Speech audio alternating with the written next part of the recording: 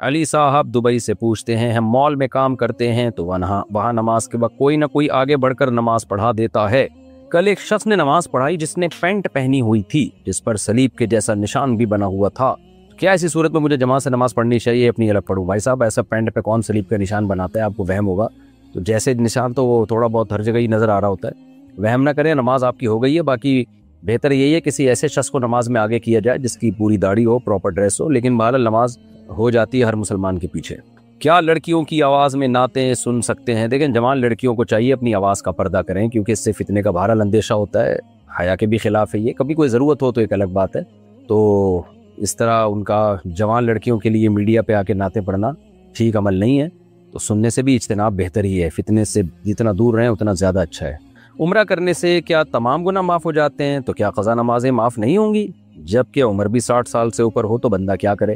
دیکھیں حدیثوں میں جو آتا ہے نا فلاں عمل سے گناہ معاف ہوتے ہیں تو اس سے صغیرہ گناہ مراد ہوتے ہیں. کبیرہ گناہ توبہ کے بغیر معاف نہیں ہوتے. نماز قضا کرنا صغیرہ میں نہیں ہے, کبیرہ میں داخل ہے.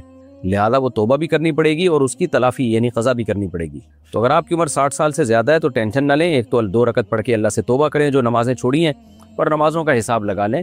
تو روزانہ کم سے کم 1 دن کی پرانی قضا نمازیں لوٹا دیں. جتنی ہو گئیں جو رہ جائیں گی اللہ سے امید ہے اللہ معاف کر دے گا. اور اگر وصیت کر دیں کہ میرے 1/3 مال سے ان کا فدیہ ادا کیا جائے تو اور بھی اچھی بات ہے.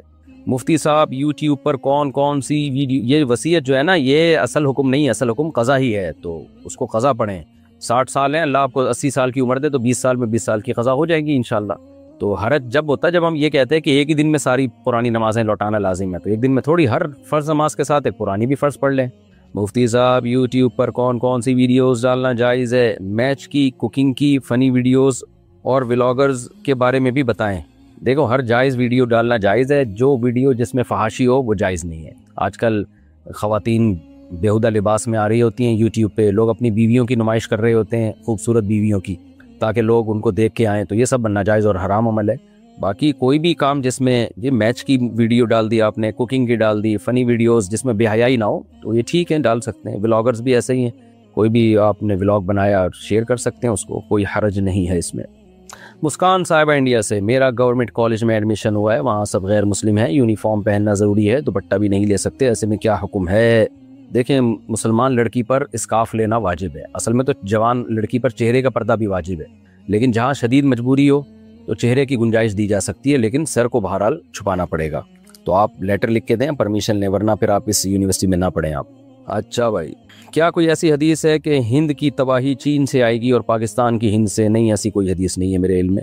اگر کسی کی قیمت کے مطابق دیں اور مثلا 5 سال بعد اس وقت کی گولڈ یا ڈالر کی قیمت کے مطابق اس سے واپس لیں تو یہ سود تو نہیں ہوگا؟ نہیں, یہ سود نہیں ہوگا. اس زمانے میں ایسا ہی کرنا چاہیے. آپ قرض دیں تو گولڈ دیں, گولڈ دے دیں آپ اس کو. ڈالر میں چونکہ اللیگل ہے ملک کے اندر, تو اس لیے گولڈ میں کام کیا کریں. گولڈ کسی کو آپ نے دے دیا, بھائی میں اتنے تولے سونا یا اتنے گرام سونا تو میں قرض میں دے رہا ہوں, 5 سال کے بعد مجھے اتنے تولے سونا چاہیے. 5 سال کے بعد اس سے یا تو سونا لے لیں یا آپس میں کمپرومائز کر کے سونے کی قیمت لے لیں. اس وقت جو سونے کی قیمت چل رہی ہو پیسوں کی شکل میں لے سکتے ہیں. اس میں پھر نقصان کا بھی اندیشہ, یہ بھی ذہن میں رکھیں, اگر گولڈ نیچے گر گیا تو پھر آپ کو وہ گولڈ ہی دے گا. اچھا بھائی, محمد عثمان بحرین سے, یہاں ایک گولڈ اور ڈائمنڈ کا شو روم ہے. وہ لوگ ہر مہینے 100 دینار لیتے ہیں اور 6 مہینے بعد جب ہمارے 600 دینار ان کے پاس جمع ہو جاتے ہیں تو کہتے ہیں کہ اب آپ شو روم سے 700 دینار کی شاپنگ کر سکتے ہو. یعنی 600 دینار ہمارے پاس سے جمع کرتے ہیں اور 100 دینار اپنی طرف سے ملا کے کہتے ہیں کہ 700 کی چیز لے لو. کیا یہ جائز ہے؟ بھائی بات یہ ہے کہ وہ ہر مہینے آپ سے 100 دینار لیتے ہیں اور 6 مہینے بعد آپ کو 700 کی شاپنگ کرا دیتے ہیں. تو یہ جائز اس لیے نہیں ہے کہ اگر وہ قرض کے طور پہ لے رہے ہیں وہ 100 دینار, تو 600 دینار انہوں نے قرض لیا ہے تو 600 دینار ہی واپس کرنے پڑیں گے ان کو. ہاں اگر وہ یہ صورت بنتی ہے نا کہ 600 دینار ان کے پاس جمع ہو گئے, آپ کو کے پاس یہ آپشن ہو کہ آپ یا تو اپنے 600 دینار واپس لے لیں, یا آپ کو اختیار دیا ہو کہ بھائی چاہو تو یہ 600 کی شکل میں لے لو, اور چاہو تو ہم تمہیں سستی کر کے جو ہے نا جو 600 میں جو شاپنگ 700 میں جو شاپنگ ہوتی ہے وہ ہم تمہیں 600 میں کرا رہے ہیں. تو اس وقت ایک نیا عقد ہو رہا ہے گویا کہ, اور آپ بھی اس میں پابند نہ ہوں, دونوں بالکل آزاد ہوں. یعنی آپ کو بھی یہ رائٹ ہو, آپ بولے نہیں بھائی مجھے 600 واپس دو, اور اس کو بھی حق ہو کہ میں 600 واپس دینے کا پابند ہوں اگر تم 600 مانگ رہے ہو. یعنی دونوں کے لیے آپشنل ہو, تو پھر یہ سود نہیں ہے, بلکہ یہ یوں ہی ہوگا کہ بھائی مجھے کسی نے 600 روپے دینے تھے, اب دینے کا جب ٹائم آیا تو وہ کہہ رہا ہے آپ یہ لو 600, یا پھر یہ کہ میں آپ کو یہ آپشن دے رہا ہوں کہ آپ 600 کی شاپنگ کرو اور اتنی چیزیں لے لو جو 700 میں آتی ہیں. تو یعنی آپ کو 100 روپے کا میں یہ بینیفٹ دے رہا ہوں، کرنسی کی صورت میں نہیں بلکہ خرید و فروخت کی صورت میں. تو چونکہ یہ دونوں طرف سے آپشنل ہے، دونوں میں سے کوئی بھی اس کا پابند نہیں ہے، تو پھر یہ شرعاً جائز ہے. اور اگر دونوں میں سے کوئی بھی اس کا پابند ہوا ایک طرف سے، تو پھر یہ قرض جرہ نفع میں داخل ہے. یہ ایسا قرض ہے جس پر آپ کو وہ مشروط فائدہ پہنچا رہا ہے، تو پھر یہ جائز نہیں ہے. اچھا بھائی.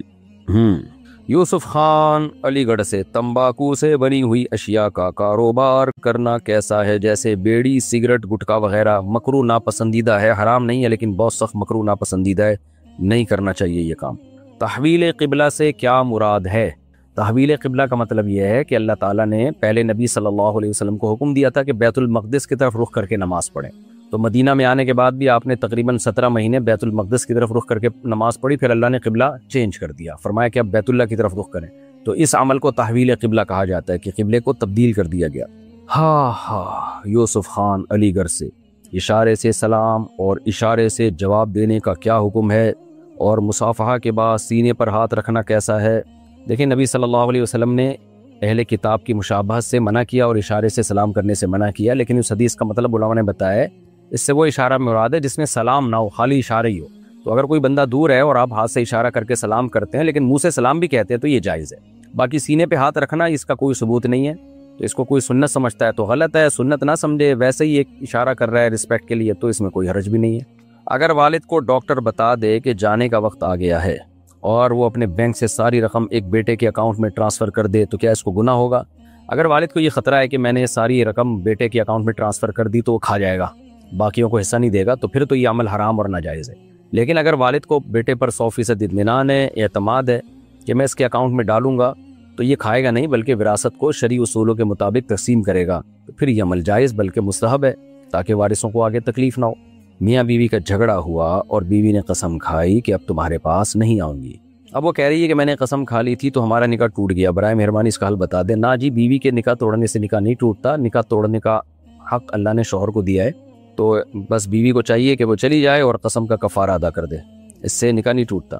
اگر کسی بیماری کی وجہ سے آنے والی نسل میں بھی وہ بیماری آ رہی ہو یا آنے کا خدشہ ہو تو کیا خلا لے سکتے ہیں؟ ہاں، ایسی صورت میں عورت شوہر سے خلا کا مطالبہ کر سکتی ہے. خلا کا مطلب یہ ہے کہ شوہر سے کہہ دے بھائی آپ مہر واپس لو اور مجھے طلاق دے دو. تو اگر شوہر دے دے تو اچھی بات ہے، نہیں دے تو پھر زبردستی خلا نہیں ہو سکتا، کیونکہ خلا دونوں طرف سے ایگریمنٹ کا نام ہے. لے پالک کا وراثت میں حصے کے بارے میں کیا حکم ہوگا؟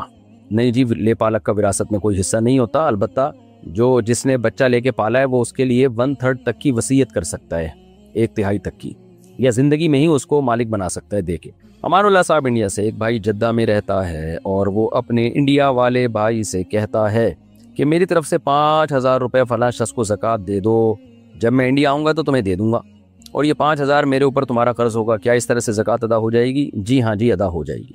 بلکہ زبان سے یہ کہنا بھی ضروری نہیں کہ زکوٰۃ میں دے دو، دل میں نیت کرے کہ زکوٰۃ ہے، زبان سے کہہ دے بھائی میری طرف سے 5,000 فلاں کو دے دو، تو بھی زکوٰۃ ادا ہو جائے گی.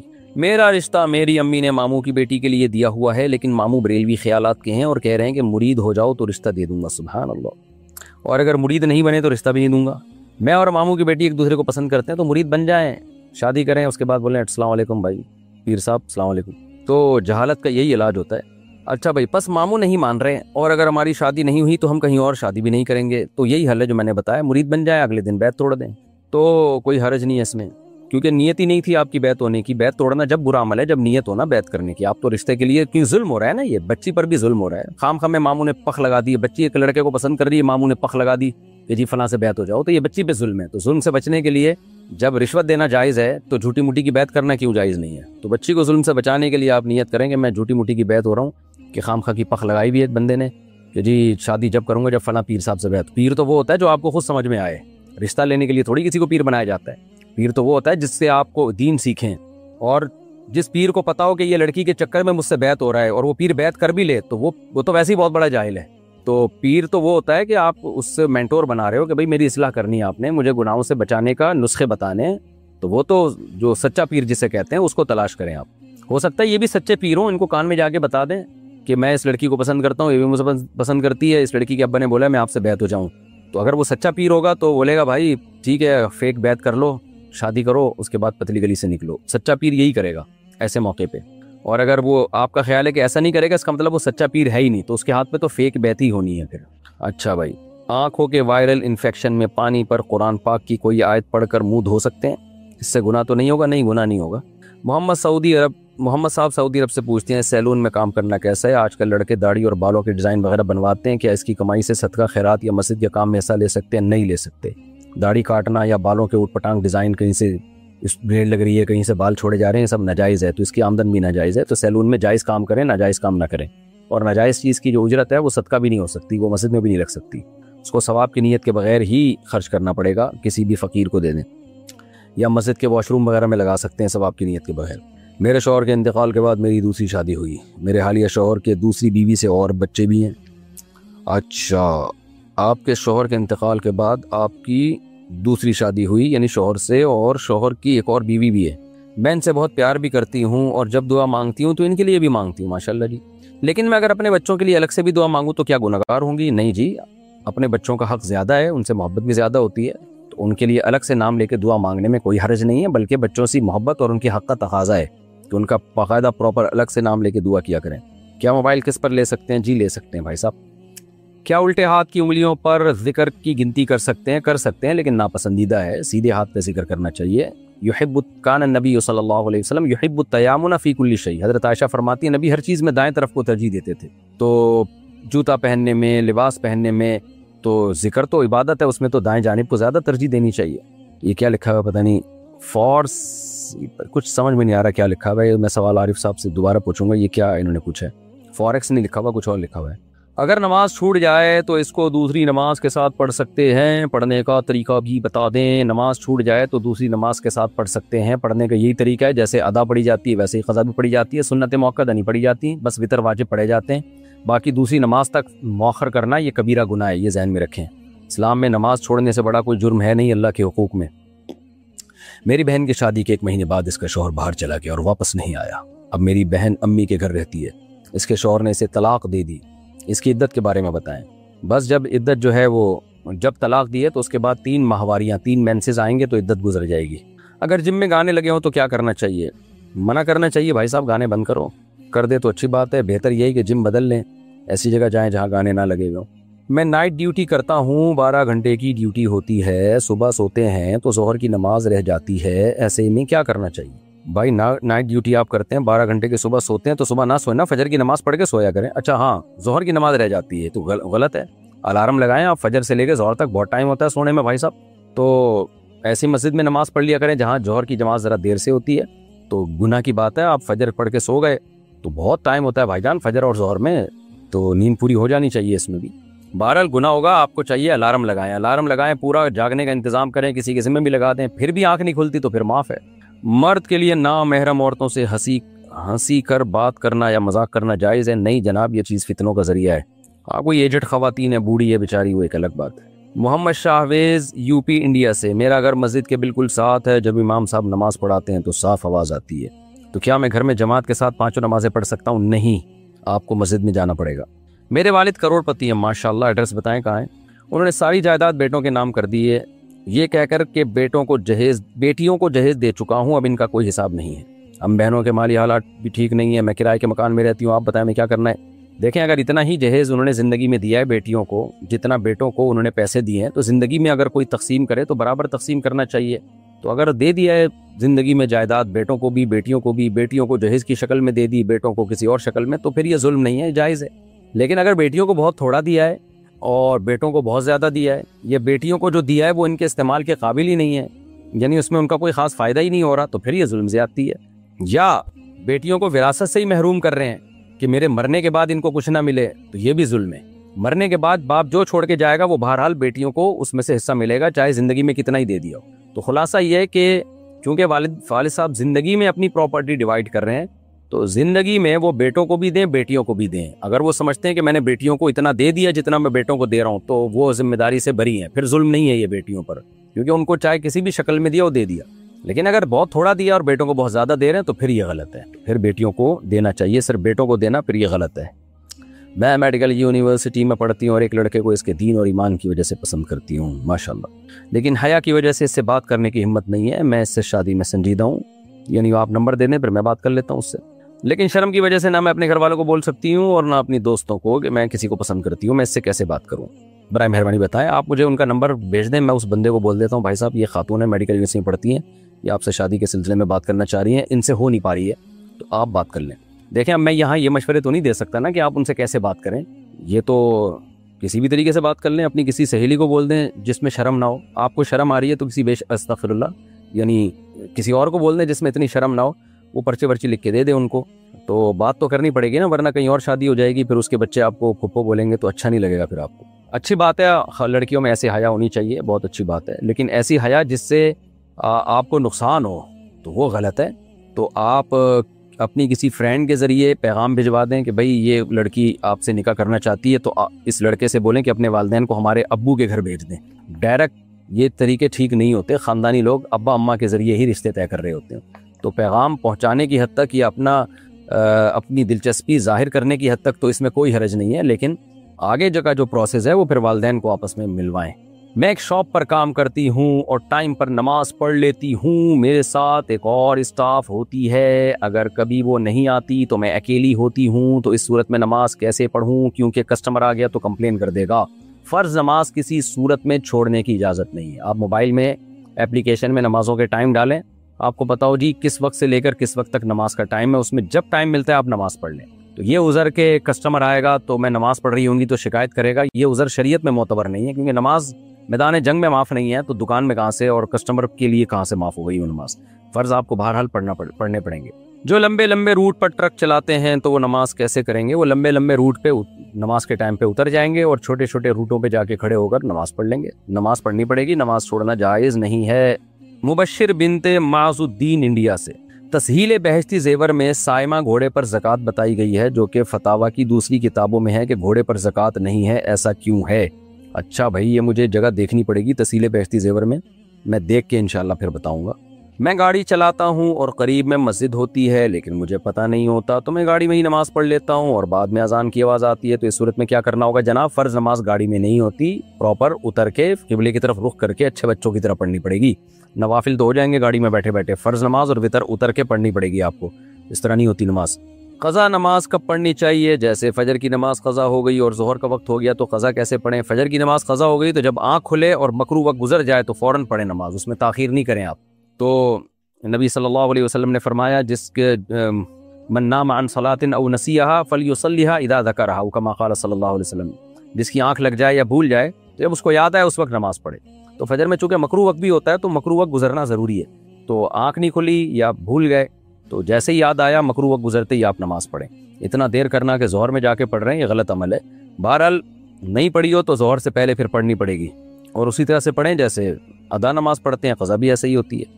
شادی کا کھانا کیسا ہے؟ بارات کے کھانے کا بائیکاٹ کرنا چاہیے، کیونکہ بارات ایک جو ہے ہندوانہ رسم ہے، اسلام کے مزاج کے خلاف ہے۔ اسلام میں نکاح کے موقع پہ سارا خرچہ لڑکے والوں کے کندھوں پہ ڈالا گیا ہے، بارات میں ٹوٹلی خرچہ لڑکی کے کندھوں پہ ہوتا ہے۔ اسلام میں ولیمہ ہے، شادی کے موقع پر صرف نکاح ہے اور اگلے دن ولیمہ رخصتی کے بعد، تو یہ شریعت کے بتائے ہوئے طریقے کے خلاف ہے یہ، تو اس لیے بارات کے کھانے کا بارات ہی کا بائیکاٹ کریں نا، کھانا تو بات کی چیز ہے۔ البتہ اگر شادی ہی اپنی بہن کی ہو رہی ہے یا ایسے قریبی ریلیٹیو کی ہو رہی ہے کہ آپ نہیں گئے تو بہت شدید ناراض ہو جائیں گے یا کوئی ایسا رشتہ داری ٹوٹے گی، تو پھر چونکہ بذات خود یہ حرام نہیں ہے تو اس لیے شدید مجبوری میں شرکت کی گنجائش بھی ہے، لیکن بہرحال یہ قابل تعریف عمل نہیں ہے۔ علماء صلحاء کو اور جو لوگ بھی سوسائٹی میں اچھی اصلاح کرنا چاہتے ہیں ان کو چاہیے کہ اس کا ہر صورت میں بائیکاٹ کریں، الا یہ کہ کوئی بڑے ضرر یا بڑے نقصان کا اندیشہ ہو۔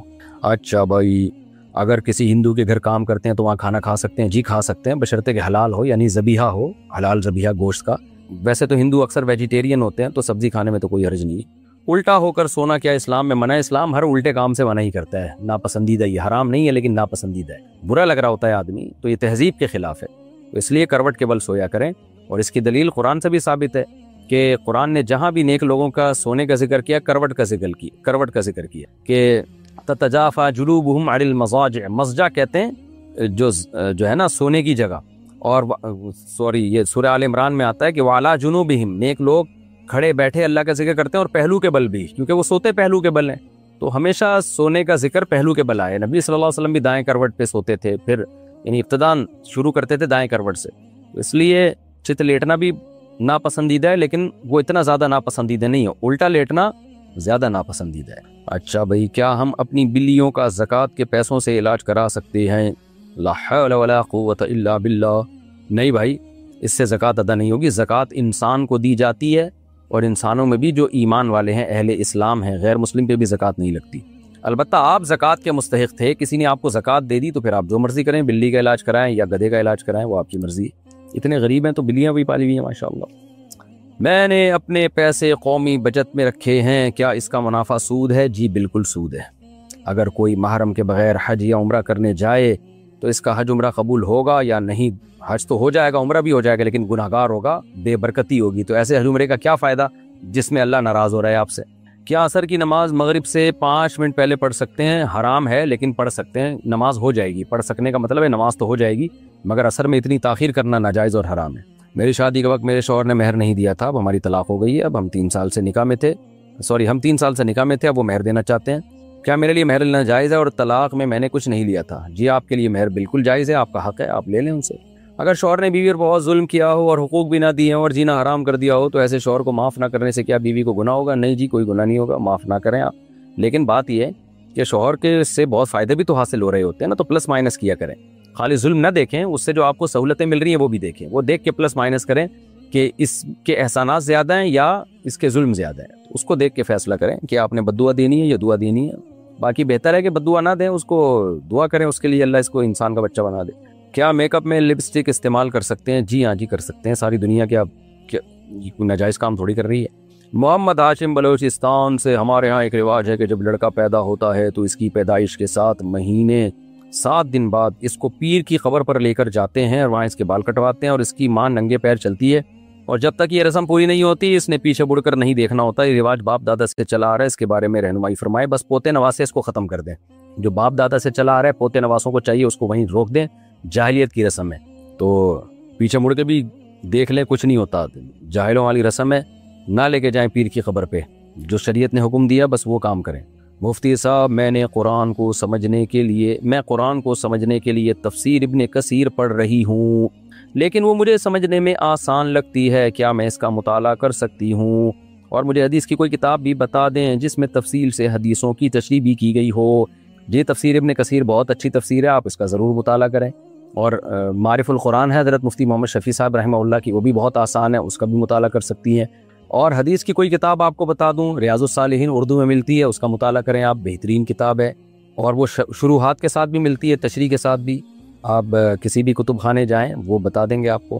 محمد شاویز انڈیا سے، اگر صرف 2 صورتیں یاد ہوں تو کیا نماز ہو جائے گی؟ جی ہو جائے گی، لیکن زیادہ یاد کر لیں تو کوئی گناہ نہیں ہے، ثواب ملے گا۔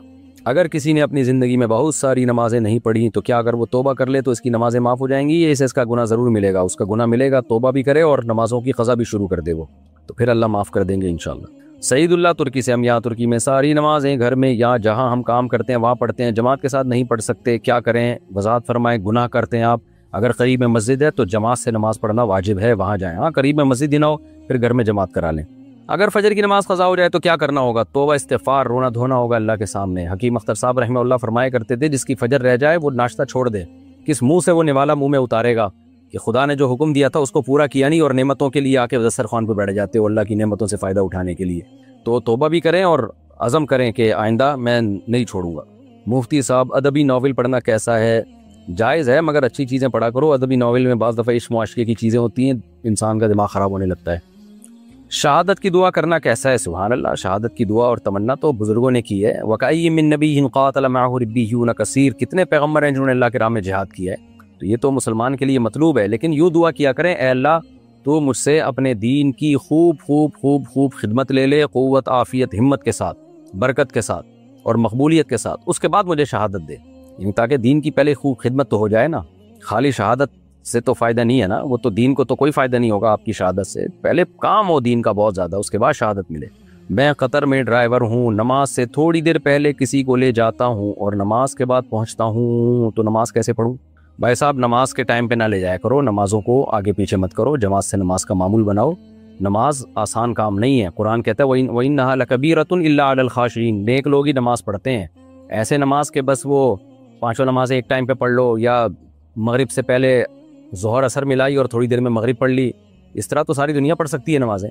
تو اصل تو یہی ہے کہ رجال اللہ تلہیہم تجارت ولا بیع عن ذکر اللہ، اللہ کہتے ہیں ہمارے نیک بندوں کو تجارت اور خرید و فروخت، کاروبار، بزنس، یہ سب چیزیں، ملازمت، یہ جماعت کی نماز سے نہیں روکتی ہیں، تو اس لیے نماز جماعت سے پڑھا کریں، اپنی ٹیکسی کے ٹائمنگ کو آگے پیچھے رکھیں ایسے کہ بھائی وہ کہیں جو ہے جماعت نہ چھوٹے۔ پھر بھی اگر کہیں ٹریفک میں لیٹ ہو گئے یا ایسے آپ کو اندازہ ہی نہیں تھا تو پھر جماعت نکل گئی تو پھر ایک الگ بات ہے، پھر اللہ معاف کرنے والا ہے۔ مقصود خان مردان سے، اگر کوئی سگریٹ کی کمپنی میں کام کرتا ہے تو اس کی کمائی حلال ہوگی یا حرام؟ کمائی حلال ہے مگر مکروہ ناپسندیدہ ہے۔ سلیمان دبئی سے، اگر رمضان کے روزے میں ہم بستری ہو جائے تو کیا کریں؟ روزے میں ہم بستری ہو گئی تو اب آپ توبہ استغفار بھی کریں، 60 روزے لگاتار رکھیں، دسمبر جنوری میں رکھ لیں، دن چھوٹے ہوتے ہیں، ٹھنڈے ہوتے ہیں، تو ایک روزہ بھی چھوٹ گیا نا تو دوبارہ سے 60 رکھنے پڑیں گے، اور ایک قضا بھی رکھیں جس میں روزہ آپ نے توڑا ہے وہ والے روزے کی۔ محمد علی طاہر، تکافل کے بارے میں کیا حکم ہے؟ تکافل اور انشورنس میں کیا فرق ہے؟ بہت فرق ہے، یہ فروق ہم بتاتے رہتے ہیں اکثر بیانات میں بھی۔ تو تکافل جو ہے یہ انشورنس کا متبادل ہے، اور انشورنس کمپنی میں تو جو رسک لے رہی ہوتی ہے وہ کمپنی، جو انشورڈ ہوتا ہے نا، جو جس شخص کی انشورنس کی ہوئی ہوتی ہے، یا تو اس کو فائدہ ہوتا ہے یا اس کو نقصان ہوتا ہے، اور اس کے بدلے میں یا تو کمپنی کو فائدہ ہوتا ہے یا کمپنی کو نقصان ہوتا ہے۔ کمپنی سے مراد جو کمپنی کے شیئر ہولڈر ہیں، لیکن تکافل میں کسی فرد واحد کو آپ کے نقصان یا نقصان نہ ہونے سے کوئی فائدہ نقصان نہیں ہے۔ تو یہ ایک بہت بڑا فرق ہے تکافل میں اور انشورنس میں، کیونکہ تکافل میں آپ کا معاملہ وقف پول کے ساتھ ہوتا ہے، افراد کے ساتھ نہیں ہوتا، افراد تو محض ایک ملازم ہوتے ہیں وقف پول کے، تو اس لیے فرق تو بہرحال ہے۔ اس طرح سے تکافل حرام نہیں ہے جس طرح سے انشورنس حرام ہے، لیکن بہرحال ہمیں تکافل پہ بھی کچھ اشکالات ہیں، تو ہمارے ہاں جامعۃ الرشید سے ابھی تک تکافل کے جواز کا فتویٰ شائع نہیں ہوا ہے، اور مجھے پرسنلی بھی کچھ اشکالات ہیں، اس لیے میں پرسنلی بھی تکافل کو جائز نہیں کہتا۔ البتہ اختلافی مسئلہ ہے، حضرت مفتی تقی عثمانی صاحب جو مالی معاملات کے بہت ماہر ہیں اور دارالعلوم کی کورنگی کے علماء، وہ اس کو جائز کہتے ہیں۔ تو جب علماء کا اختلاف آ جائے اور ایسے علماء کا اختلاف ہو جو اس فیلڈ میں ماہر ہوں، تو ایسی صورت میں پھر عوام کے پاس دو راستے ہوتے ہیں، یا تو احتیاط والے قول پر عمل کر لیں یا گنجائش والے قول پر عمل کر لیں۔ تو میں تو یہی مشورہ دوں گا بھائی احتیاط والے قول پر عمل کر لیں، تکافل نہ کرائیں، سادہ اللہ پہ توکل کر کے چلیں، مجبوری ہے، تو یہ زیادہ بہتر ہے میری رائے میں۔ مفتی صاحب، میں نے بہت ہی مقدس جگہ پر فحش گناہ کیا تھا، توبہ بھی کی ہے، مگر دل میں ڈر رہتا ہے، خود سے بھی شرم آتی ہے، میں کیا کروں کہ مغفرت ہو جائے؟ بس یہ گناہ کو لوگوں کے سامنے ظاہر نہ کرو، اللہ کے بندے گڑ گڑاؤ اور کچھ صدقہ خیرات کر کے اللہ کے غضب کو ٹھنڈا کرو اور بھول جاؤ پھر اس گناہ کو۔ پتہ نہیں اب کس آپ نے وہم میں ڈال دیا کس مقدس جگہ پہ گناہ کیا ہوگا، تو اس طرح نہیں اپنے آپ کو واضح کر کے بتانا چاہیے، اس سے لوگوں میں ایک جو ہے نا وہ پھیلتی ہے، ایک گناہ کی جو ہے نا برائی کم ہو جاتی ہے اس طرح سے۔ کرپٹو ٹریڈنگ حلال ہے یا حرام؟ اس پر کئی دفعہ بتا چکا ہوں بھائی، احتیاط کے خلاف ہے، بہت سے علماء کی نظر میں جائز نہیں ہے، اس لیے اجتناب کریں۔ مجھے بار بار پیشاب کا خطرہ آتا ہے اور جب استنجا سے فارغ ہوتا ہوں تو ایسا لگتا ہے کہ خطرہ رہ گیا ہے، تو اس صورت میں نماز کے لیے کیا کروں؟ بھائی جب خطرہ نکلنے کا یقین ہوگا نا تو پھر وضو ٹوٹے گا، جب تک یقین نہیں ہے تو وضو نہیں ٹوٹتا۔ تو ایک دفعہ جب آپ کا خطرہ آنے بند ہو گئے تو استنجا کریں اور وضو کریں، اور پھر بھول جائیں کہ کیا نکل رہا ہے کیا نہیں نکل رہا، تو خام خامیں اس طرف توجہ نہ لے کے جائیں۔ پھر بھی اگر خطرہ واقعی یقین ہوتا ہے، آ رہا ہے، بار بار آ رہا ہے، تو میں اس پہ بہت دفعہ کلپ ریکارڈ کروا چکا ہوں، آپ وہ سرچ کر سکتے ہیں کہ جو معذور لوگ ہیں جن کو خطرے کی بیماری ہے وہ وضو کیسے کریں گے۔ جیسے نماز کرسی پر پڑھنا منع ہے، ایسے ہی اگر کوئی چوکی پر نماز پڑھے تو کیا ہے؟ لیکن نماز کرسی پر پڑھنا ناپسندیدہ ہے، خلاف سنت ہے، منع نہیں ہے۔ اگر کوئی کھڑے ہو کر نماز نہیں پڑھ سکتا تو سنت تو یہ کہ زمین پہ بیٹھ کے نماز پڑھے، وہ بھی ممکن نہیں ہے تو پھر کرسی پہ بیٹھ کے نماز پڑھے، تو چوکی کا بھی یہی حکم ہے۔ شاہ نواز خان انڈیا سے، ہمارے یہاں بعض لوگ سمجھتے ہیں کہ اگر بزرگ کی قبر پر جاؤ تو وہ ہمارے لیے دعا کرتے ہیں، تو کیا مردے کسی کے لیے دعا کر سکتے ہیں؟ کسی روایت سے ہمیں اس کا ثبوت نہیں ملتا، اس لیے بس قبر پہ جایا کریں میت کے لیے دعا کرنے کے لیے، اور کوئی کام یا زیارت کے لیے تاکہ آخرت کی یاد تازہ ہو۔ 7-8 سال پہلے بکرا صدقہ کرنے کی منت مانی تھی جو ابھی تک پوری نہیں کی، تو کیا اس کی جگہ رقم دے سکتے ہیں؟ رقم دے دیں، تو ہو سکتا ہے ابھی تک پوری اس لیے نہیں کی ہو کہ بکرے نے بھی منت مانی ہوئی ہو کہ اللہ میری جان بچ گئی تو میں یہ کروں گا، تو بکرا کے جب منت مانی ہو تو بکرا زبانی کرنا چاہیے، بہتر یہی ہے کہ اس کی قیمت صدقہ کر دیں، آپ درمیانے درجے کے بکرے کی قیمت صدقہ کر دیں۔ کیا میزان بینک میں سیونگ اکاؤنٹ کھولنے سے سود تو نہیں ہوگا؟ نہیں جی، سود نہیں ہوگا۔ آج کل مفتی تقی عثمانی صاحب کا کلپ گردش کر رہا ہے، بہت لوگ الٹا سیدھا کہہ رہے ہیں ان کو۔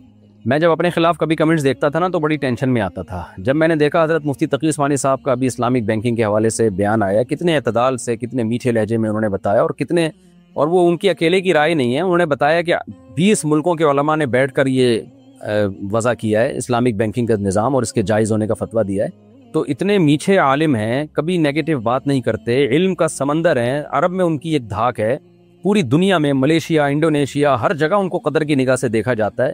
اور پاکستانی قوم کے نیچے آپ نیگیٹو کمنٹس دیکھتے ہیں، کیسا ان کو کوئی کہہ رہا ہے معاذ اللہ سود خور ہیں، کوئی کیا کہہ رہا ہے، اس سے مجھے اندازہ ہوا کہ ہماری قوم میں بڑی جہالت ہے۔ تو میں نے سوچا اتنے بڑے بڑے علماء کو، بزرگوں کو لوگ برا کہہ دیتے ہیں تو ہم کس کھیت کی مولی ہیں۔ تو مجھے بڑی تسلی ہوئی کہ بھائی یہ نیگیٹو کمنٹ سے پریشان نہیں ہونا چاہیے، جو مثبت سوچنے والے ہیں وہ مثبت سوچتے ہیں، جن کی قسمت میں ہی، جن کے دماغ میں ہی گند اور بھس بھرا ہوا ہے نا، تو وہ منفی ہی سوچتے رہیں گے۔ مفتی تقی صاحب کو کیا فائدہ اسلامک بینک کو حلال کہنے سے، ان کو کیا اس کا ٹکے کا فائدہ نہیں ہے ان کو، اس تو انہوں نے تو ایک قوم کے لیے کام کر دیا۔ لوگوں کو شکر ادا کرنا چاہیے کہ یار ایک سودی متبادل پیش کیا، لیکن بڑے بڑے فنڈر جو جس کی کوئی فیلڈ نہیں ہے نا، وہ بھی اس میں ٹانگ اڑائے گا۔ ہر آدمی مفتی بن کے کہہ رہا ہے یہ سود کو جو انہوں نے حلال، بھائی تو آپ کو کیا پتا سود کسے کہتے ہیں؟ آپ نے کہاں پڑھا ہے؟ سود کے حکام آپ کو پتہ ہے؟ آپ کو پتہ ہے سود کی ڈیفینیشن کیا ہے؟ سود کی قسمیں کتنی ہے؟ کخ بھی نہیں پتا ہوگا۔ فنڈر ایسے بنے ہوئے ہوں گے جیسے انہی پر ساری وہی نازل ہوئی ہے۔ یہ بڑا ایک جہالت ہماری سوسائٹی میں ہے کہ جو جس فیلڈ کا ماہر ہے اس کو نہیں بولنے دیتے، ہر آدمی اپنی ٹانگ اڑائے گا۔ کوئی مفتی عالم اگر اشکال کرے نا تو سمجھ میں بھی آتا ہے، عام ہی آدمی بیٹھ کر ایسے تبصرے کر رہے ہوتے ہیں۔ کیا تسبیح پڑھتے وقت ہونٹ کا ہلنا ضروری ہے؟ ضروری نہیں ہے، لیکن اس کے بغیر تسبیح پڑھیں گے کیسے؟ منہ بند کر کے کیسے ہوگی تسبیح؟ تو کچھ الفاظ تو ایسے ہیں منہ ہلائے بغیر وہ تلفظ ہی ادا نہیں ہوتا اس کا۔ تو بہرحال کسی میں اتنا حوصلہ ہے کہ منہ بند کر کے بھی پورے الفاظ کو پروناؤن کر سکتا ہے وہ تو ٹھیک ہے، لیکن پراپر تسبیح پڑھیں گے تو ہونٹ ہلیں گے، آپ کے لازمی ہلیں گے۔ شوہر نے رضامندی کے بغیر مجبوراً طلاق نامے پر دستخط کر دیا تو کیا طلاق ہو جائے گی؟ جبکہ گواہوں کا بھی یہی بیان ہے کہ شوہر رضامند نہیں تھا، میاں بیوی گھر بسانے کے لیے ساتھ رہنا چاہتے ہیں، تو کیا یہ جائز ہوگا؟ دیکھیں اگر مجبوری میں دستخط کیے تو مجبوری کیا تھی، کس حد تک جبر تھا؟ بعض دفعہ شوہر دستخط کر کے کہتا ہے میں مجبور تھا، کیا مجبور؟ بندوق رکھی ہوئی تھی آپ کے، مارا پیٹا گیا تھا آپ کو، خوف کیا تھا آپ کو؟ تو جب تک وہ خوف نہیں بتائیں گے تو میں فتویٰ نہیں دے سکتا، کوئی بھی مفتی فتویٰ نہیں دے سکتا۔ تو مجبوری کی تفصیل بتائے وہ، تاکہ اس سے پتہ چلے کہ واقعی یہ مجبور تھا یا نہیں تھا۔ میں انڈیا میں ایک کمپنی میں کام کرتا ہوں، کمپنی ہندوؤں کے تہواروں پر گفٹ دیتی ہے جو ہمیں کسٹمرز میں تقسیم کرنے ہوتے ہیں، جن میں مورتی وغیرہ کی تصویریں بنی ہوتی ہیں، تو کیا میں وہ ڈسٹریبیوٹ کر سکتا ہوں؟ وہ تصویریں جو فنا ہونے والی ہوں، جیسے لڈو پہ تصویر بنی ہوئی ہے، وہ تو کھا کے ختم ہو جائے گی، تو اس میں تو لین دین میں کوئی حرج نہیں ہے۔ البتہ جو کسٹمر میں چیزیں دیتے ہیں ان میں اگر تصویر بنی ہوتی ہے تو چونکہ وہ تصویر مقصود نہیں ہوتی، جیسے کوئی آپ کو شیمپو کی بوتل دیتا ہے تو ہے تو شیمپو لیکن اس پہ لڑکی کی تصویر ہے، تو تصویر مقصود نہیں ہوتی، تو ایسے تحائف کا لین دین بھی جائز ہے۔ البتہ تصویر ہی کوئی دے رہا ہے تو وہ پھر ناجائز ہے، کیونکہ تصویر سازی اسلام میں حرام ہے، تصویروں کا بیچنا، خریدنا، تبادلہ یہ سب ناجائز ہیں، جاندار کے چہرے کی تصویر کی بات ہو رہی ہے۔ باقی تہواروں پر اگر ہندو گفٹ دیتے ہیں تو ہندوؤں کے تہوار، تو دیکھیں کسی بھی قوم کے مذہبی تہوار کو منانا جائز نہیں ہے، تو ہندوؤں کو تہواروں پر آپس میں گفٹ کا لین دین کرنے دیں، آپ لین دین نہ۔ فرحان صاحب انڈیا سے سوال پوچھتے ہیں، میرے غیر مسلم دوست نے مجھ پر اعتراض کیا ہے کہ تم لوگ خانہ کعبہ کو چومتے ہو، اس پر سر ٹیکتے ہو، تو یہ بھی تو مورتی کی پوجا کرنے کے جیسا ہی ہے، اس کا جواب دیں، اور ہم صرف کعبہ کی طرف ہی رخ کر کے کیوں نماز پڑھتے ہیں؟ دیکھیں ہم خانہ کعبہ کی ہرگز عبادت نہیں کرتے، یہ تو ذہن سے نکال دیں۔ اگر ہم خانہ کعبہ کی عبادت کرتے ہوتے تو خانہ کعبہ سے دعائیں مانگ رہے ہوتے کہ اے خانہ کعبہ تو ہماری حاجت پوری کر دے۔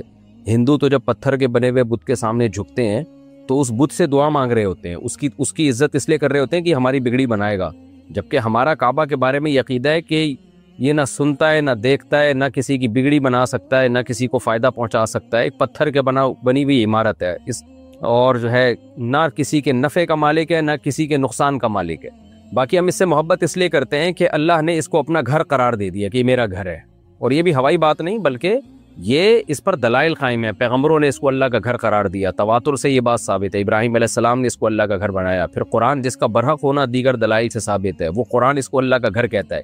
تو اگر اللہ کسی جگہ کو کہہ دے کہ میرا گھر ہے، لہذا جو میرے گرد طواف کرنا چاہتا ہے تو اب ہم اللہ کے گرد تو نہیں کر سکتے نا عرش پہ جا کے، تو اللہ نے کہا میرا گھر ہے تو اب اس کے گرد طواف کرو گے ایسے جیسے میرے گھر کے گرد ہی طواف کر رہے ہو۔ تو کسی کے گھر کے گرد طواف کرنا یہ گھر کی تعظیم نہیں ہے، یہ جو گھر والا ہے اس کی تعظیم ہے۔ باقی بیت اللہ کی دیواروں کو جو ہم چومتے ہیں تو یہ بھی عقیدت اور محبت میں، کیونکہ اس کی نسبت اللہ کی طرف ہے، تو اس نیت سے نہیں کہ یہ دیواریں ہمیں فائدہ پہنچا سکتی ہیں۔ حضرت عمر رضی اللہ تعالی عنہ نے جب حجر اسود کو چوما ہے نا تو یہ الفاظ کہے کہ تو محض ایک پتھر ہے، نہ کسی کو نقصان پہنچا سکتا ہے نہ نفع، ہم نے تو نبی کو دیکھا ہے تجھے چومتے ہوئے اس لیے ہم تیرا بوسہ لے رہے ہیں، کیونکہ اللہ کی طرف نسبت ہے، اللہ کے گھر ہے، تو اللہ تعالیٰ کی مرضی جس جگہ کو اپنا گھر بنا دے۔ پہلے اللہ نے بیت المقدس کو بنایا ہوا تھا تو ہم اس کی طرف رخ کر کے نماز پڑھتے تھے، پھر اللہ نے کہا بھائی میں لوکیشن چینج کر رہا ہوں، اب بیت اللہ ہے میرا گھر، تو ہم نے کہا چلو بھائی اب بیت اللہ کی طرف رخ کر کے نماز پڑھیں گے۔ تبھی قرآن کہتا ہے لیس البر ان تولوا وجوہکم قبل المشرق والمغرب، نیکی یہ نہیں ہے کہ تم کبھی ادھر منہ کر کے نماز پڑھو کبھی ادھر منہ کر کے نماز پڑھو، نیکی یہ ہے کہ خدا کے حکم کو فالو کرو۔ تو بیت اللہ کی طرف خدا نے حکم دیا ہے کہ اس طرف رخ کر کے نماز پڑھو، تو یہ اصل نیکی یہ ہے کہ اللہ کے حکم کو ہم فالو کر رہے ہیں۔ باقی ان پتھروں کو ہم نفع نقصان کا مالک نہیں سمجھتے، جبکہ ہندو اس دو گڑبڑ کرتے ہیں۔ نمبر ایک، آپ کے پاس کیا دلیل ہے کہ ان بتوں کی عبادت سے اللہ خوش ہوتا ہے، ان بتوں کے سامنے جھکنے سے اللہ خوش ہوتا ہے؟ اس کی دلیل کیا ہے آپ کے پاس؟ یہ تو آپ نے باپ دادا نے ایک چیز گڑھ لی ہے، بس کوئی دلیل تو ہے نہیں آپ کے پاس۔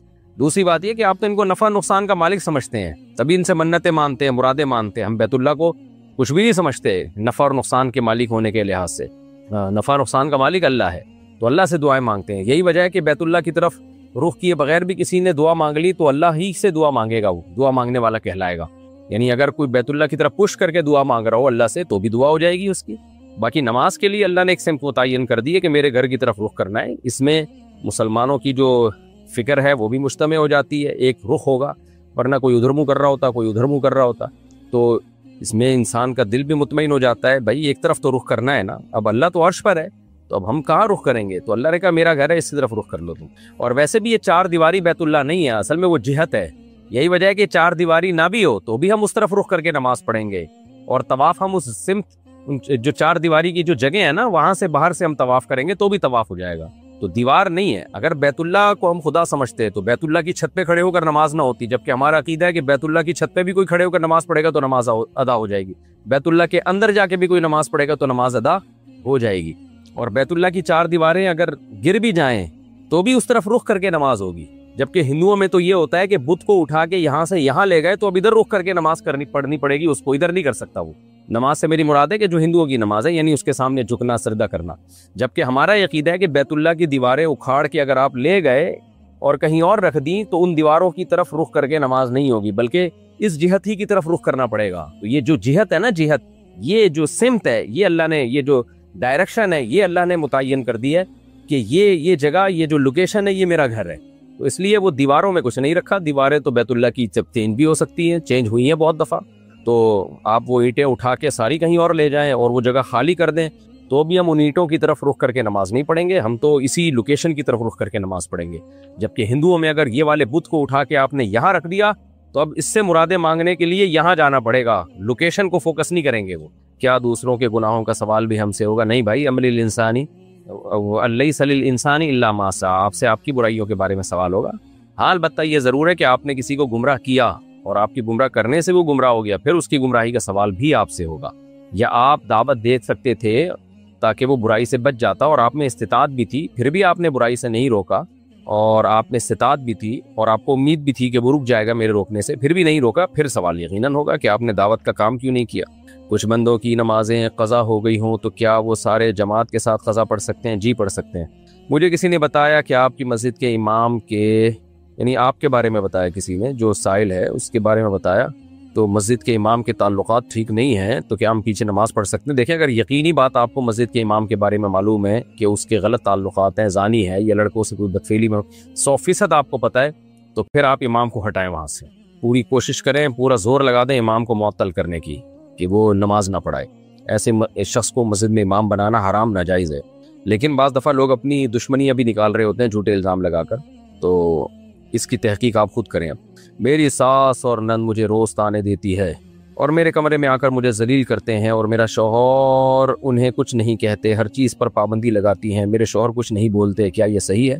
شوہر کو چاہیے بولے بھائی، اپنی بیوی کا دفاع کرے، کیوں آ کے کمرے میں گھسنا ٹھیک نہیں ہے، بلا اجازت کسی کے کمرے میں داخل ہونا یہ ویسے ہی برا عمل ہے، کسی کی پرائیویسی میں دخل انداز ہونا، تو میاں کو چاہیے چپ نہ کرے، اگر وہ نہیں اصلاح کر سکتا تو پھر بیوی کو ساس سے الگ رکھے۔ وہ عثمان صاحب بنیر سے، میں پاسپورٹ آفس گیا تھا، وہ کہہ رہے تھے کہ آپ کا پاسپورٹ یہاں سے نہیں بنے گا کیونکہ آپ کا ایڈریس گاؤں کا ہے، لیکن باہر ایجنٹ جو بیٹھے ہوئے ہیں وہ کہہ رہے ہیں کہ 1400 روپے دے دیں تو ہم بنوا دیں گے۔ کیا یہ رشوت میں آتا ہے؟ پتہ نہیں بھائی یہ لیگل ہے یا انلیگل ہے، آپ جا کے وہیں سے پوچھیں، مجھ سے کیوں ایسی باتیں پوچھ رہے ہو؟ بنیر صاحب، عثمان صاحب بنیر میں رہتے ہو، مجھے بھی پھنسواؤ گے؟ آپ چلے جائیں نا اپنے گاؤں جا کے بنا لیں، اس میں کیا جاتا ہے؟ اللہ نے ہمارے نبی صلی اللہ علیہ وسلم کو کس چیز سے بنایا؟ برائے مہربانی دلیل کے ساتھ بتا دیں۔ اللہ تعالیٰ نے نبی صلی اللہ علیہ وسلم کو حضرت عبداللہ اور حضرت آمنہ سے پیدا کیا اور انسان مٹی سے بنائے. خلقہ من تراب. آدم علیہ السلام کو اللہ نے مٹی سے بنایا تو سارے انسانوں کی اصل مٹی ہی ہے, اور مٹی کو اللہ نے مختلف مراحل سے گزارا. قرآن کہتا ہے ثم من نطفہ, مٹی کو ہم نے منی میں تبدیل کیا, پھر من علقہ, اس منی کو ہم نے جمے ہوئے خون میں تبدیل کیا, پھر من مضغہ, پھر اس جمے ہوئے خون کو ہم نے گوشت میں تبدیل کیا, پھر گوشت میں ہم نے ہڈیاں پیدا کی, فکسونا العظام لحما, ہڈیوں پہ ہم نے گوشت چڑھایا. یہ سارا پروسیس سارے انسانوں کا سیم ہی ہوتا ہے. تو نبی صلی اللہ علیہ وسلم بھی انسان تھے. قرآن میں جگہ جگہ ہے قل انما انا بشر مثلکم, اے نبی ان سے کہہ دیجئے میں تمہاری طرح کا انسان ہوں. تو بشر ہونے میں, حقیقت ماہیت میں ہمارے پیغمبر صلی اللہ علیہ وسلم انسان تھے. یہی وجہ ہے کہ آپ کی اولادیں بھی انسان ہیں, جن کو سادات اور سید کہا جاتا ہے. سارے سید انسان ہی ہیں, گوشت کے بنے ہوئے ہیں, خون کے بنے ہوئے ہیں. تو ہمارے نبی صلی اللہ علیہ وسلم بھی انسان ہی تھے, الگ سے کوئی مخلوق نہیں تھے. ہاں, آپ کا مقام اور مرتبہ تمام انسانوں میں سب سے برتر ہے, کیونکہ آپ اللہ کے سلیکٹڈ تھے. اللہ نے اپنا پیغام پہنچانے کے لیے لوگوں تک آپ صلی اللہ علیہ وسلم کو منتخب کیا ہے. اگر ایک طلاق ہو جائے تو کیا اس کے بعد بیوی شوہر کے گھر بچوں کے ساتھ رہ سکتی ہے, یا ایک طلاق کے بعد شوہر کے گھر میں رہنا ناجائز ہوتا ہے؟ اگر ایک طلاق ہوئی ہے تو طلاق رجعی ہی ہوتی ہے عام طور پر ایک طلاق, تو اس میں بیوی اپنے شوہر کے گھر میں رہ سکتی ہے, بلکہ رہنا واجب ہے اس پر. اور بیوی پر کے لیے مستحب یہی ہے کہ وہ زینت اختیار کرے, شوہر کو اپنی طرف مائل کرے تاکہ شوہر رجوع کر لے. اللہ تعالیٰ کو میاں بیوی کا علیحدہ ہونا پسند نہیں ہے, تو اس لیے ایک طلاق کے بعد تو وہ شوہر کے گھر ہی رہے گی, اس کے لیے جائز نہیں ہے گھر سے نکلنا. تزریان بنگلہ دیش سے, اگر ایک عورت مکمل حجاب کرتی ہو اور وہ اپنی آنکھیں نہ ڈھانپتی ہو, لیکن اس کا شوہر اس کو آنکھیں ڈھانپنے کا بھی حکم دے, تو کیا اس کو شوہر کے حکم کی تعمیل میں آنکھیں ڈھانپنی ہوں گی, یا وہ مکمل حجاب کے ساتھ آنکھیں کھلی رکھ سکتی ہے؟ دیکھیں, عورت کے لیے آنکھیں کھولنا ضرورت کے وقت گنجائش ہے اس کی. بعض اسلاف سے یہ منقول ہے کہ ایک آنکھ کھول سکتی ہے, دونوں آنکھیں نہ کھولے, لیکن بہرحال اختلافی مسئلہ ہے. چہرے کا پردہ بھی, تو اصل پردہ تو یہی ہے کہ عورت آنکھیں بھی چھپائے, اپنی ایک باریک چادر ڈال دے تاکہ نظر بھی آتا رہے اور پردہ بھی ہو جائے. لیکن کسی مستحب کام کا جب شوہر حکم دے دے تو پھر تو وہ عورت پر بہر صورت واجب ہو جاتا ہے. تو جائز چیزوں میں شوہر کی اطاعت عورت پر لازم ہے, اور اس میں عورت کے لیے اطاعت کرنے میں کوئی نقصان بھی نہیں ہے. اس لیے اگر شوہر مطالبہ کر رہا ہے کہ عورت یعنی اس کی بیوی آنکھوں کا بھی پردہ کرے, تو پھر تو بہرحال عورت پر آنکھوں کا پردہ کرنا واجب ہو جاتا ہے. محمد سیف علی سہارنپور سے, میں نے کچھ سال پہلے کسی سے ادھار سامان لیا تھا اور وقت پر ادھار واپس نہیں دیا. اس وقت میرے حالات بہت خراب تھے.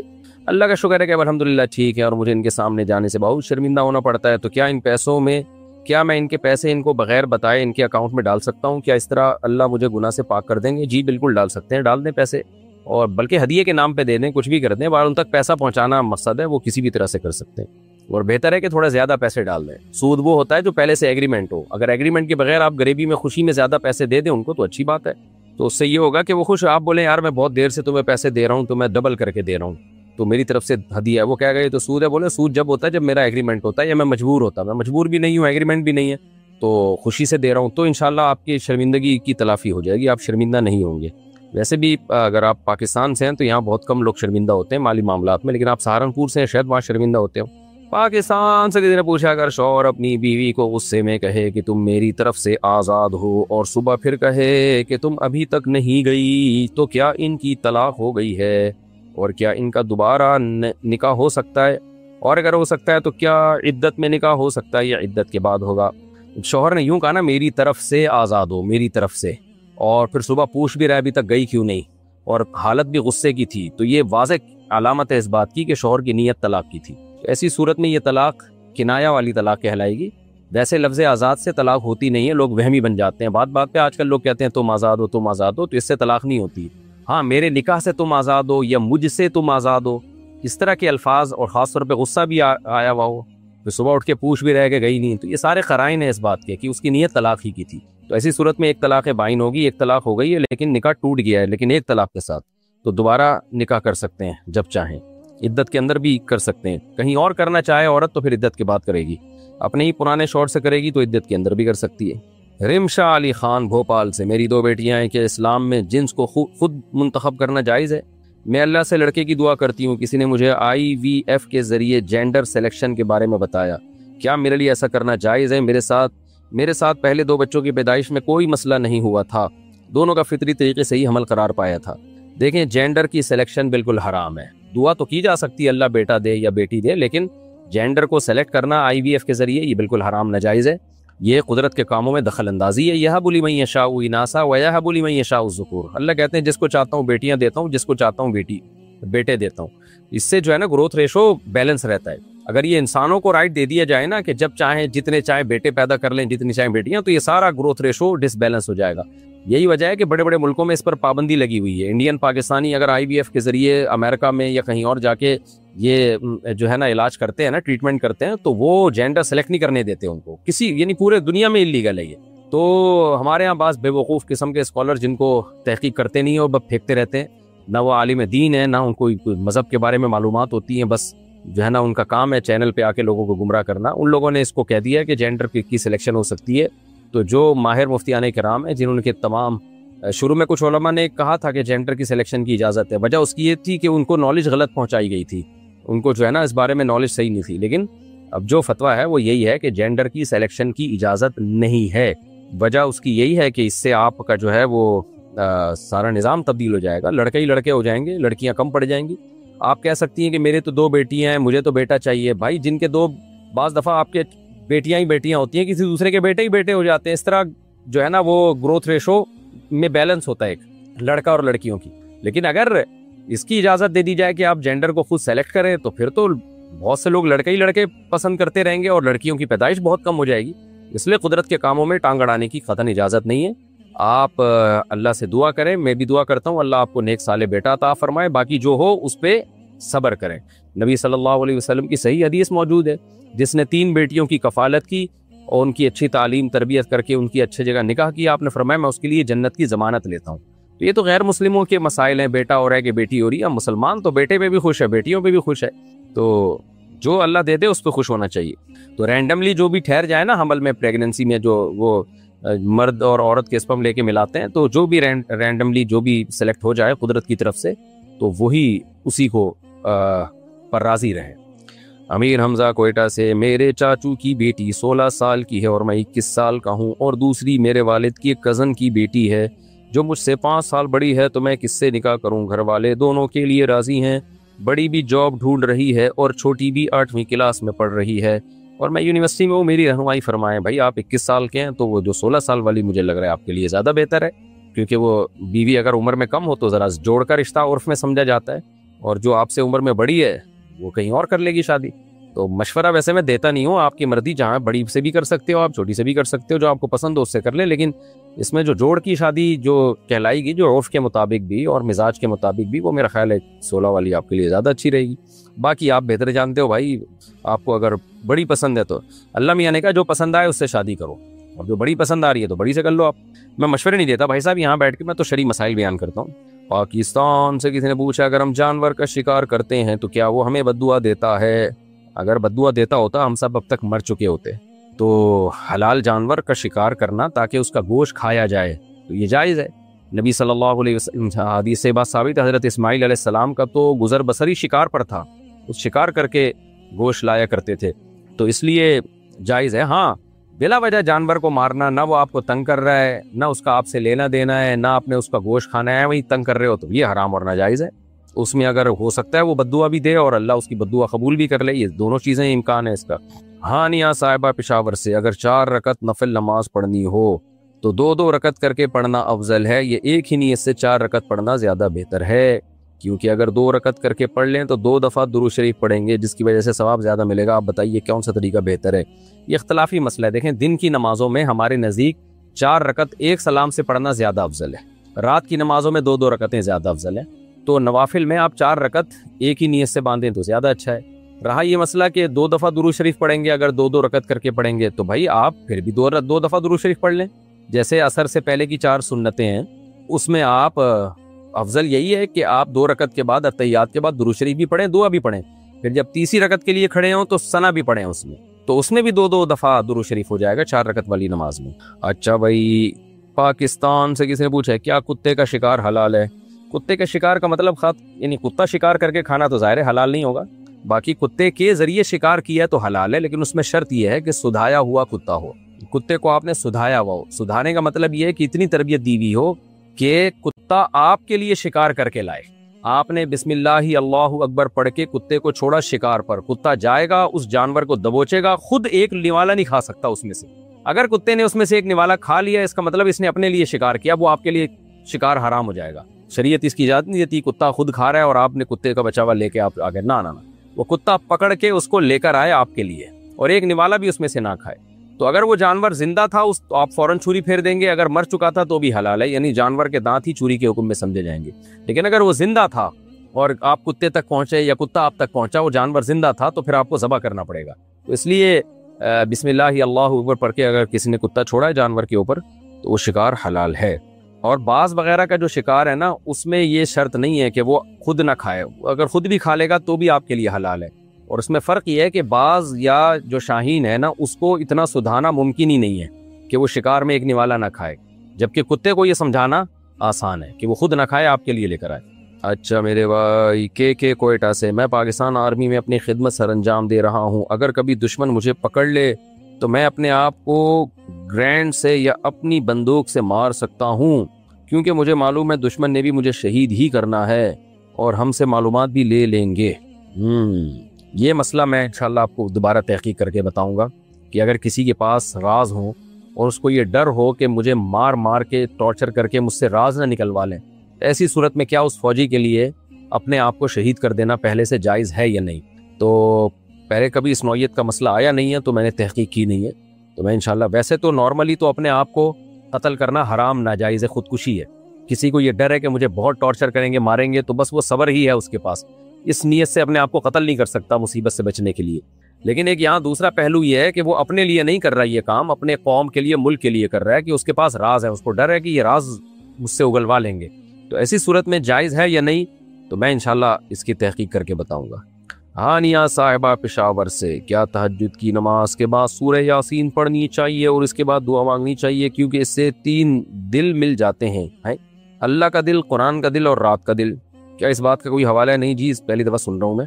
تہجد کے بعد بس آپ ایسے ہی دعا مانگیں، اللہ تعالیٰ سے دعائیں قبول ہوتی ہیں، اللہ تعالیٰ آسمان دنیا پہ آتے ہیں، پکارتے ہیں، کوئی ہے جو مجھے پکارے اور میں اس کی دعاؤں کو قبول کروں، تو بس دعا مانگے آپ۔ محمد عریش پاکستان سے، میری شادی کو 7 مہینے ہو گئے ہیں، میری بیوی بہت اچھی ہے، سبحان اللہ ماشاء اللہ، میرے والدین کا بہت خیال رکھتی ہے، صلو علی الحبیب، میں اس سے الحمدللہ بہت خوش ہوں۔ بھائی صاحب نظر لگ جائے گی، بہت زیادہ تعریفیں مت کرو۔ کچھ دن پہلے ہماری فیملی ہنسی مذاق کر رہی تھی، میں بھی ان کے ساتھ تھا، پھر میں چلا گیا اور سیڑھیاں اترتے اترتے پتہ نہیں کیسے میرے منہ سے میری بیوی کو نعوذ باللہ 3 الفاظ نکل گئے، اور اس وقت میں سیڑھیوں میں اکیلا تھا اور میری آواز بھی بہت کم تھی کہ میں نے خود بھی صحیح سے نہیں سنا ہوگا۔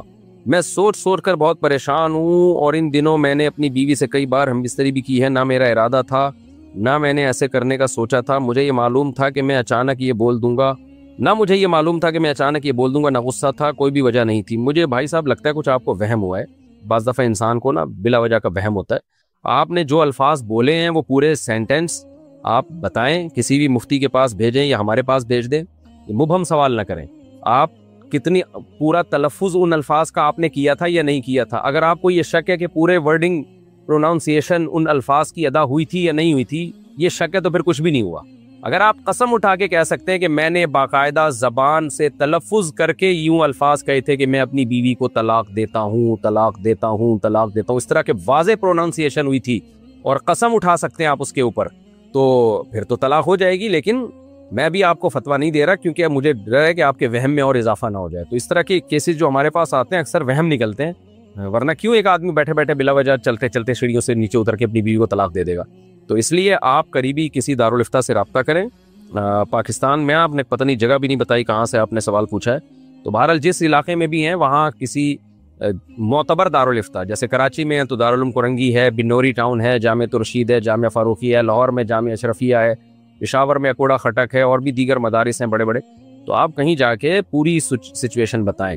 میرا غالب گمان یہ کہ آپ کو وہم ہوا ہے اور آپ اس وہم میں پاگل ہو گئے ہیں، تو ایسے تصور سے طلاق واقع نہیں ہوتی جب تک باقاعدہ پورے الفاظ ادا نہ کیے جائیں، اور الفاظ دل میں سوچنا نہیں ہے بلکہ زبان سے ادا کرنے۔ عبداللہ صاحب لاہور سے پوچھتے ہیں، حضرت علی رضی اللہ تعالیٰ عنہ کو مولا علی اور شیر خدا کہنا کیسا ہے؟ بالکل، حضرت علی مولا ہے، مولا دوست کو کہتے ہیں، ولی کو کہتے ہیں، تو تمام صحابہ ہمارے مولا ہیں، حضرت علی بھی ہمارے مولا ہیں، اور شیر خدا بھی ہیں یقیناً، تو شیر خدا بھی کہہ سکتے ہیں، اچھی بات ہے۔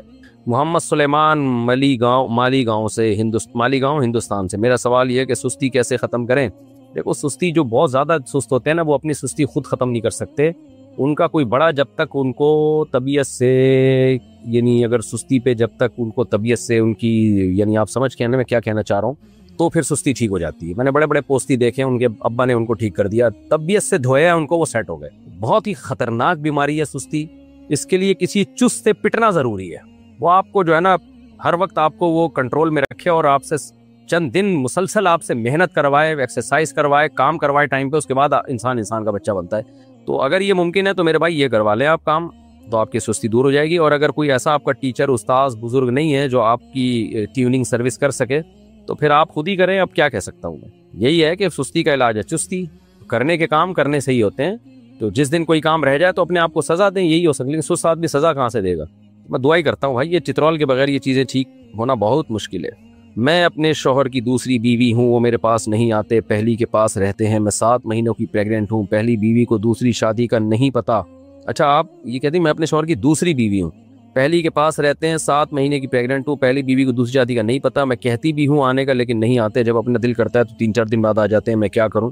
اپنے شوہر کو حدیث سنائیں نبی صلی اللہ علیہ وسلم کی، صحیح بخاری مسلم کی حدیث ہے کہ جس شخص کی 2 بیویاں تھیں، فمال الی احدہما جاء یوم القیامت وشقہ مائل، جس کی 2 بیویاں تھیں اور برابری نہیں کی اس نے، تو قیامت کے دن اس طرح آئے گا، اس کا آدھا دھڑ فالج زدہ ہوگا، لٹکا ہوا ہوگا آدھا دھڑ اس کا. تو یہ بہت بڑا جرم ہے، اور یہ اتنا بڑا گناہ ہے کہ اللہ نے دوسری شادی کی اجازت اس پر موقوف کر دی ہے کہ تم اگر عدل کر سکتے ہو تو شادی کرو، ورنہ تمہارے لیے حرام ہے دوسری شادی.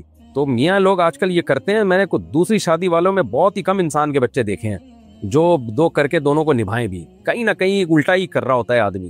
تو یہ لوگ بدنام کرتے ہیں تعدد زوجات کو. اور یہ چھپ چھپا کے جو شادیاں ہیں نا، ان کا انجام یہی ہوتا ہے کہ پہلی کو نہیں بتایا. بھائی بتا کے کرنا. اور خواتین دوسری بیوی بن کیسے جاتی ہیں جب وہ پہلی کو بتا نہیں رہا؟ چلو اس وقت نہ بتائے، یہ وعدہ کرے میں تھوڑے دن میں بتا دوں گا. تو یہ جو ہے نا، یہ چھپن چھپائی والی شادیوں کا انجام بالآخر جو میجورٹی کے میں دیکھ رہا ہوں وہ یہی انجام ہوتا ہے. لٹکا دیتے ہیں، پوچھنے والا کوئی ہوتا نہیں ہے. تو اس لیے بتا کے کیا کریں، اور اب جو ہے اس کے حقوق ادا کریں پورے. میں یہی کہوں گا، اور کیا کہہ سکتا ہوں. میں پولیس میں تو ہوں نہیں، پولیس میں ہوتا تو میں ان کو سیدھا کر دیتا. اچھا میرے بھائی، اگر ایک لڑکی کے ماں باپ زبردستی شادی کرا دیں اور وہ بالکل بھی راضی نہ ہو اور پھر وہ خودکشی کر لے، تو اس کا ذمہ دار کون ہوگا؟ لڑکی بھی ذمہ دار ہوگی، خودکشی کی ہے جہنم میں جائے گی، اور اس کے ماں باپ بھی ذمہ دار ہوں گے کہ زبردستی آپ نے اس کی شادی کیوں کرائی. جب آپ کو شریعت نے ناجائز قرار دیا، حرام قرار دیا اس عمل کو، تو آپ نے کیسے اسلام کی مخالفت کی آپ نے؟ عدنان صاحب بیبٹ عباس سے، اگر بیوی کو حق مہر کے وقت نکاح ادا کر دیا گیا تو کیا شادی کی پہلی رات بیوی سے مہر کے حوالے سے پوچھ سکتے ہیں کہ معاف کر رہی ہو یا نہیں؟ ہاں عدنان صاحب، تھوڑا بے شرمی کا کام ہے، لیکن پوچھ تو سکتے ہیں. تو اب بے شرمی بہت، ابھی شادی ہوئی ہے اور آپ پہلی رات میں یہ بندہ کہہ رہا ہے یار یہ میرج ہے معاف کرو یار. تھوڑا ٹائم گزرنے دیں، اس کے بعد آپس کی میوچل انڈرسٹینڈنگ سے دیکھ لیں کتنا مہر دینا ہے، کتنا نہیں دینا، کتنا بیوی خوشی سے معاف کر رہی ہے. میرا خیال ہے پہلی رات میں کوئی اور باتیں کریں تو زیادہ اچھا ہے. باقی میاں بیوی کی انڈرسٹینڈنگ ہے، کتنا آپس میں فری ہیں وہ، تو وہ بات کر لیں پہلی رات میں. مجھے تو تھوڑی سی بے غیرتی ٹائپ کی چیز سی لگ رہی ہے یہ. فرحان صاحب انڈیا سے، شادی کس عمر میں کرنی چاہیے؟ دیکھو یہ سوال ایسا ہے جیسے روٹی کب کھانی چاہیے. بھائی جب بھوک لگے تب کھانی چاہیے. تو جب شادی کی چاہت ہو تو بالغ ہوتے ہی شادی کی چاہت پیدا ہو جاتی ہے، تو پھر اسی عمر میں کرنی چاہیے. لیکن ظاہر ہے رشتہ دے گا کون جب آپ کے پاس وسائل نہیں ہے؟ تو پھر وسائل اختیار کرنے چاہیے تاکہ آپ کو رشتہ مل جائے. تو عمر تو یہی ہے بالغ ہوتے ہی شادی کر لیں، لیکن اگلا دے گا نہیں رشتہ آپ کو. وہ کہے گا بھائی کرتا کیا ہے، کہاں رکھے گا، کھلائے گا کیا؟ تو پھر اس کے لیے یہ ہے کہ کچھ کمانے شمانے کی فکر کریں، یا تو ابا اللہ کرے آپ کے ساتھ تعاون کر دیں. تو ابا بھی تعاون نہیں کر رہے، خود بھی نہیں کما رہے ہو، تو لڑکی ملے گی نہیں آپ کو. مل رہی ہو تو کر لو شادی. بعض لوگ کہتے ہیں یار بس ہمیں داماد چاہیے، خرچہ ہم خود اٹھا لیں گے. تو سبحان اللہ. فرحان صاحب سمجھ گئے ہوگے آپ. اگر آدھا مہر ادا کر لیا اور باقی بیوی نے معاف کر دیا، پھر طلاق ہو گئی، تو کیا بیوی کو باقی آدھا مہر لے سکتی ہے؟ نہیں جی، جو معاف کر دیا گیا. اگر کٹے ہوئے بالوں کو دبانے کی جگہ نہ ہو تو کیا ان کو جلا سکتے ہیں؟ جی جلا سکتے ہیں. الطاف انصاری انڈیا سے، کیا عمرہ کرنے سے حج واجب ہو جاتا ہے؟ نہیں بھائی، حج کا عمرے سے کوئی تعلق نہیں. حج کا تعلق اس میں آپ میں حج کرنے کی استطاعت ہے تو حج واجب ہوگا، لازم ہوگا، ورنہ نہیں ہوگا. نماز استسقاء کا طریقہ کیا ہے؟ نماز استسقاء کا طریقہ یہ ہے کہ سب لوگ میدان میں نکل جائیں اور پراگندہ لباس پہن کے اور اللہ کے سامنے خوب 2 رکعت پڑھ کے گڑ گڑائیں، بہت ہی لجاجت کریں، اور اس میں اپنے گناہوں کی معافی مانگے. آج نماز استسقاء میں ہم گناہوں کی معافی نہیں مانگتے. اس میں استغفروا ربکم انہ کان غفارا یرسل السماء علیکم مدرارا، اللہ سے توبہ استغفار کرو، وہ غفار ہے، وہ آسمان سے پانی برسائے گا. تو ہم گناہوں کی معافی نہیں مانگتے، بلکہ نماز استسقاء میں جاتے ہوئے بھی نیت ہوتی ہے کہ گناہ کریں گے، اور وہاں بھی نیت ہوتی ہے، آتے ہوئے بھی نیت ہوتی ہے کہ پھر ہم جو ہے نا وہی گناہ مستقل کرتے رہیں گے جو اب تک کرتے رہے. تو نماز استسقاء کی اصل مشروعیت تو توبہ استغفار کے لیے تھی، تو اس میں توبہ استغفار کو فوکس کرنا چاہیے۔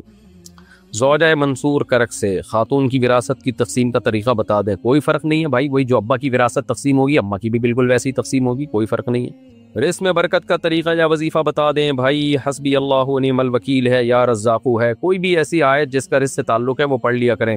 اور سب سے بہترین طریقہ کیا ہے جو اللہ کے رسول نے بتایا کہ رات کے آخری حصے میں تہجد پڑھ کے اللہ سے دعا مانگی جائے۔